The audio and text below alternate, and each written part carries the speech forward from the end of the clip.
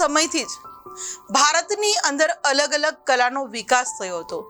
એમાંની આપણે સાહિત્ય કલા જોઈ, ચિત્રકલા જોઈ, તો ચાલો હવે આપણે જોઈએ પ્રાચીન ભારતમાં શિલ્પ અને સ્થાપત્ય કલા, એટલે કે શિલ્પકલા અને સ્થાપત્ય કલા।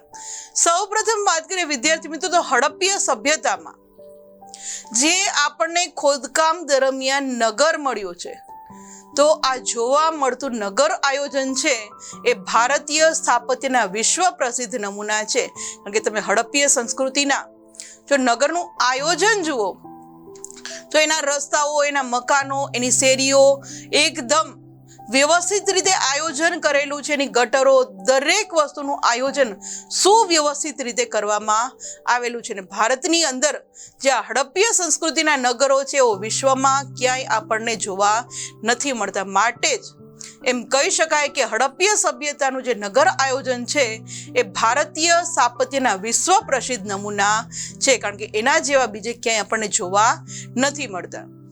એક સમાન એ લોકોની નગર રચના, સ્નાનાગાર, અનાજના કોઠાર, ઔદ્યોગિક એકમો, વરસાદી પાણીના પ્રબંધ સાથે સંકળાયેલા અનેક સ્થાપત્યો છે આ હડપ્પીય સભ્યતાના, એ આપણને જોવા મળે છે। એક જ સરખા છે, જ્યાં પણ એના નગર જોવા મળ્યા ત્યાં આપણને અલગ અલગ જોવા નથી મળતા। એની રચના ખૂબ જ સરસ છે, માટે એમ કહી શકાય કે એ લોકોનું સ્થાપત્ય કલા છે એ ખૂબ જ વિશિષ્ટ હતી।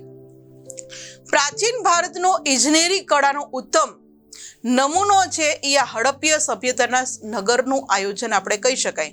કારણ કે ઇમેજની અંદર જે આપણે જોઈ શકીએ કે એના નગરોની રચના છે એ ખૂબ જ વિશ્વ પ્રસિદ્ધ છે, કારણ કે એક જ સરખી એ લોકોની નગર રચના, મકાનના બાંધકામ બધું જ એ લોકોનું સુવ્યવસ્થિત રીતે કરવામાં આવેલું હતું। માટે એ સમયના જે ઇજનેરી એટલે કોણ, તો કે આજે આપણે જેને એન્જિનિયર તરીકે ઓળખીએ છીએ, અંગ્રેજી ભાષામાં એન્જિનિયરોને આપણે ગુજરાતી ભાષામાં ઇજનેરી કળા તરીકે ઓળખી શકીએ છીએ। આગળ વાત કરીએ વિદ્યાર્થી મિત્રો તો આ સ્થાપત્યમાં ગુફા સ્થાપત્ય, મંદિર સ્થાપત્ય અને મહેલોના જે સ્થાપત્યો છે એનો પણ સમાવેશ થાય છે, કારણ કે પ્રાચીન સમયથી જ અલગ અલગ ગુફાઓનો વિકાસ થયો છે, મંદિર બંધાવાયા છે, મહેલો બંધાયા છે। આ દરેક છે એ સ્થાપત્ય કલાના વિશેષ નમૂના છે। ગુફા સ્થાપત્યોની વાત કરીએ વિદ્યાર્થી મિત્રો તો ગુફા સ્થાપત્યોમાં બારાબારની પહાડીઓ ઉપર જે ગુફાઓ છે એ નાસિકના ગુફા શિલ્પો છે એ ઉપરાંત અજંતા, ઇલોરા અને અમરાવતીની જે ગુફા શિલ્પો છે એ દરેક ગુફા સ્થાપત્યનો એમાં સમાવેશ થાય છે। આ ઇમેજની અંદર અલગ અલગ જે ગુફા સ્થાપત્યો છે, જે ગુફાની અંદર પ્રાચીન સમયમાં પહાડોની અંદર કોતરીને બનાવવામાં આવ્યા હતા આ સ્થાપત્યો એ આપણે જોઈ શકીએ છીએ। ત્યારબાદ વાત કરીએ વિદ્યાર્થી મિત્રો શિલ્પકલામાં મૂર્તિકલાનો ભારતમાં પૂર્ણપણે વિકાસ થયો હતો, કે મૂર્તિ બનાવવાની જે કલા છે પ્રાચીન ભારતથી થયેલી છે।